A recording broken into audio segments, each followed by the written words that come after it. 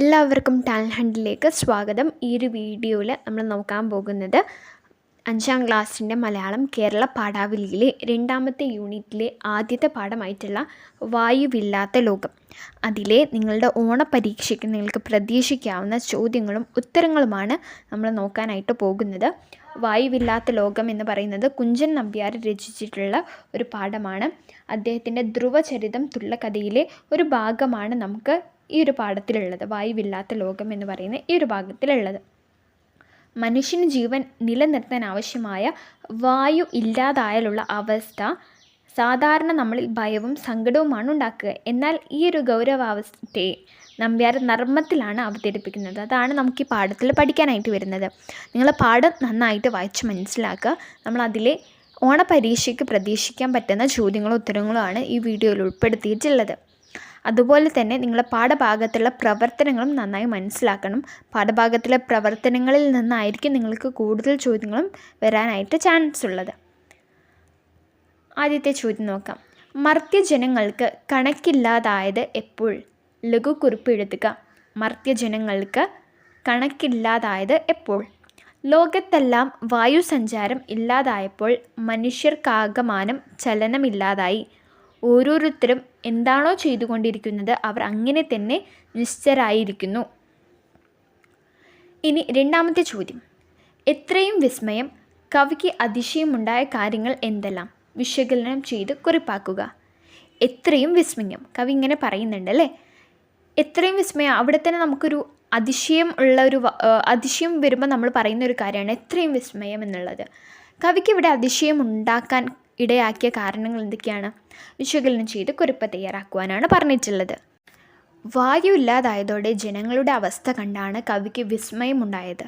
മുണ്ടുടുക്കുന്നവർ അങ്ങനെ നിൽക്കുന്നു, ചോറുണ്ണുന്നവൻ വായും പിളർന്നിരിക്കുന്നു, മദ്ദളം കൊട്ടുന്ന വിദ്വാൻ കഴുത്തിൽ മദ്ദളം ഇട്ടു നിൽക്കുന്നു, കൊമ്പ് വിളിക്കുന്നവൻ കുഴൽ വായിൽ വെച്ചു നിൽക്കുന്നു, എണ്ണ തേക്കുന്നവൻ തേച്ചു നിൽക്കുന്നു, പാട്ടുപാടുന്നവൻ ചെവിക്കിൽ കയ്യും വെച്ചിരിക്കുന്നു, വെള്ളത്തിൽ മുങ്ങിക്കിടക്കുന്നവൻ അങ്ങനെ കിടക്കുന്നു. ഇതെല്ലാം കണ്ട് കവി അതിശയിക്കുന്നു.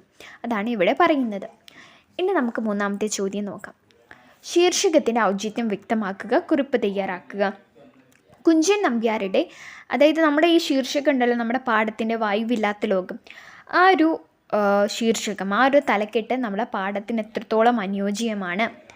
ഔചിത്യം എന്നതുകൊണ്ട് ഉദ്ദേശിക്കുന്നത് അനുയോജ്യമാണ് എന്നൊക്കെയാണ്. അപ്പം ഈ ഒരു പാഠത്തിന് സ്യൂറ്റബിൾ ആണോ, അനുയോജ്യമായൊരു തലക്കെട്ടാണോ കൊടുത്തിട്ടുള്ളത് എന്ന് വ്യക്തമാക്കി ഒരു കുറിപ്പ് തയ്യാറാക്കുവാനാണ് നമ്മളോട് പറഞ്ഞത്.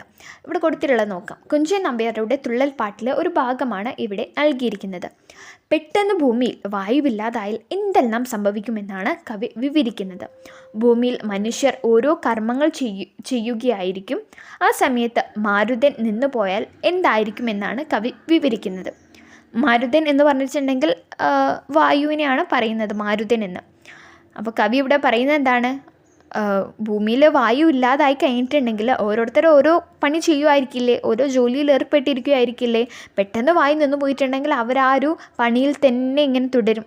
നേരത്തെ പറഞ്ഞതുപോലെ തന്നെ വായു ഇല്ലാതായതുകൊണ്ട് ജനങ്ങളുടെ അവസ്ഥ കണ്ടാണ് കവിക്ക് വിസ്മയമുണ്ടായത്.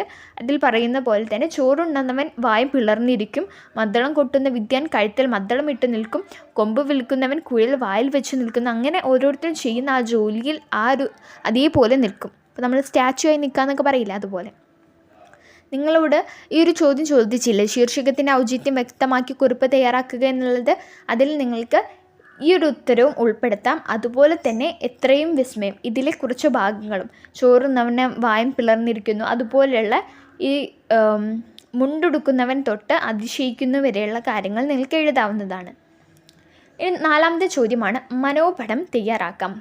വായുവില്ലാത്ത ലോകം എന്ന പാഠത്തിന് മനോപടം തയ്യാറാക്കി വിശകലന കുറിപ്പ് തയ്യാറാക്കുക. മനോപടം എന്ന് പറഞ്ഞിട്ടുണ്ടെങ്കിൽ ഇതുപോലെ ഒരു വേർഡ് വെബ് പോലെയാണ്. വായുവില്ലാത്ത ലോകം പരിഹാസം അല്ലെ, ഒരു പരിഹാസ രൂപേണയുള്ള ഒരു കഥയാണ് വായുവില്ലാത്ത ലോകം. ഫലിതമുണ്ട്, വാഗ്മയ ചിത്രങ്ങളുണ്ട്, പദങ്ങളുടെ ആവർത്തനം, ദൃശ്യഭംഗി, അക്ഷരങ്ങളുടെ ആവർത്തനം, വായു നഷ്ടപ്പെട്ടാലുള്ള അവസ്ഥ. ഇതൊക്കെയാണ് നമ്മുടെ ഈ പാഠവും റിലേറ്റഡ് ആയിട്ടുള്ള കുറച്ച് കാര്യങ്ങളാണ് ഇവിടെ കൊടുത്തിട്ടുള്ളത് അല്ലേ. ഇനി നമ്മളോട് പറഞ്ഞിട്ടുള്ളത് ഒരു കുറിപ്പ് തയ്യാറാക്കാനാണ്. ഇതൊക്കെ വിശകലനം ചെയ്ത് ഒരു കുറിപ്പ് തയ്യാറാക്കുക. അസാമാന്യമായ രചന കൗശലമുള്ള ഒരു കവിതാ ഭാഗമാണ് വായുവില്ലാത്ത ലോകം. സൂക്ഷ്മമായ സ്വഭാവ വർണ്ണനയാണ് എല്ലാം. അതോടൊപ്പം എല്ലാ വരികളും വാഗ്മയ ചിത്രങ്ങളാണ്. അക്ഷരങ്ങളുടെയും പദങ്ങളുടെയും ആവർത്തനം കൊണ്ടാണ് ഈ ചിത്രങ്ങൾ പൂർത്തിയാക്കുന്നത്. ഫലിതവും പരിഹാസവും വായിക്കാൻ സുഖം തരുന്നു. ഇക്കാര്യങ്ങൾ എഴുതുക. അതോടൊപ്പം തന്നെ ഈ എത്രയും വിസ്മയം എന്നതിലെ ഈ അവസാന വരികളും നിങ്ങൾക്ക് കൂട്ടിച്ചേർക്കാവുന്നതാണ്. മുണ്ടുടുക്കുന്നവൻ അങ്ങനെ നിൽക്കുന്നു. അതായത് ഈ ഫസ്റ്റ് തൊട്ടിട്ട് നിങ്ങൾക്ക് എഴുതാം. വായു ഇല്ലാതായതോടെ തൊട്ടിട്ട് നിങ്ങൾക്ക് എഴുതാവുന്നതാണ്. ഓക്കെ, നിങ്ങൾ ഈ ഒരു ആൻസർ നന്നായിട്ട് പഠിച്ചു വെക്കണം. എത്രയും വിസ്മയത്തിൽ ഈ ഒരു ആൻസർ എല്ലാ ചോദ്യവും ഇമ്പോർട്ടൻ്റ് ആണ്, വളരെ പ്രാധാന്യമുള്ളതാണ്. അതുപോലെ തന്നെ വായു ഇല്ലാതായാലുള്ള അവസ്ഥ സൂചിപ്പിക്കുന്ന വരികളാണ് ഇവിടെ കൊടുത്തിട്ടുള്ളത്. മുണ്ടെടുക്കുന്നവൻ അങ്ങനെ തന്നെ നിൽക്കും, വായു ഇല്ലാതായാലുള്ള അവസ്ഥ. നമ്മുടെ ഈ പാഠത്തിൽ എന്താണ് പ്രധാനമായും പറയുന്നത്? വായുവില്ലാതായാലുള്ള അവസ്ഥ, വായു നഷ്ടപ്പെട്ടാലുള്ള അവസ്ഥയെക്കുറിച്ചാണ്. അത് ഫലിതത്തിലൂടെ പരിഹാസ രൂപേണയാണ് കുഞ്ചൻ നമ്പ്യാർ ഈ ഒരു പാഠഭാഗത്ത് അവതരിപ്പിക്കുന്നത് എന്നുള്ളത് ഓർത്ത് വയ്ക്കുക. ഓക്കെ ആണല്ലോ. അതുപോലെ തന്നെ ഈ തലക്കെട്ട് എത്രത്തോളം നമ്മുടെ പാഠത്തിന് അനുയോജ്യമാണ്, ആ കാര്യങ്ങളൊക്കെ മനസ്സിലാക്കുക. ഇനി നമുക്കിതിലെ മറ്റൊരു ചോദ്യം കൂടി നോക്കാം. വായുവില്ലാതായപ്പോൾ എന്ന കവിതയിലെ എന്തെല്ലാം കാര്യങ്ങളാണ് നിങ്ങളുടെ മനസ്സിൽ തട്ടിയത്?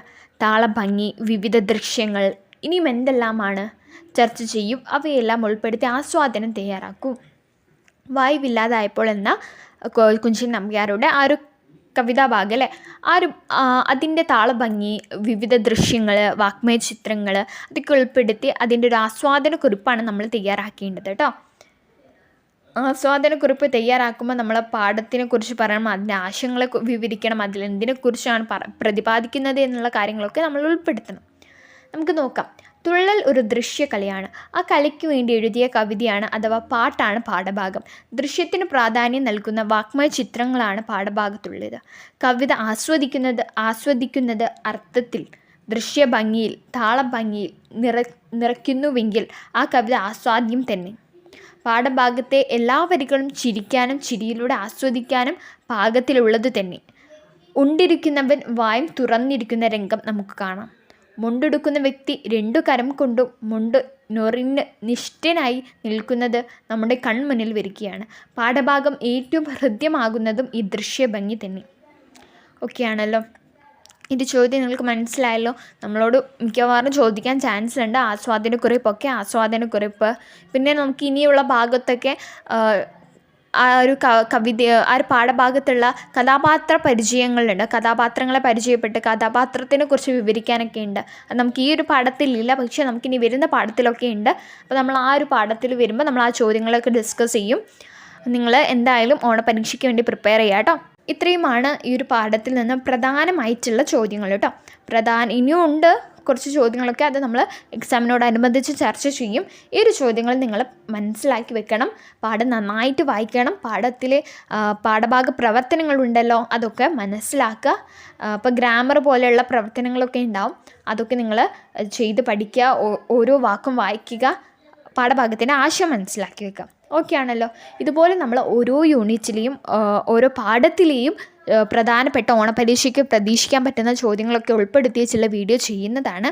അതിൻ്റെ നോട്ടിഫിക്കേഷൻ ലഭിക്കുന്നതിനായിട്ട് നിങ്ങൾ ചാനൽ സബ്സ്ക്രൈബ് ചെയ്ത് വെക്കുക. അപ്പോൾ നമ്മൾ അപ്ലോഡ് ചെയ്യുന്ന സമയത്ത് തന്നെ നിങ്ങൾക്ക് അതിന് നോട്ടിഫിക്കേഷൻ ലഭിക്കും. വീഡിയോ ഉപകാരപ്പെട്ടെങ്കിൽ ലൈക്ക് ചെയ്യുക, നിങ്ങളുടെ കൂട്ടുകാർക്കൊക്കെ ഷെയർ ചെയ്ത് കൊടുക്കുക കേട്ടോ. മറ്റൊരു വീഡിയോയുമായി നമുക്ക് വീണ്ടും കാണാം. താങ്ക്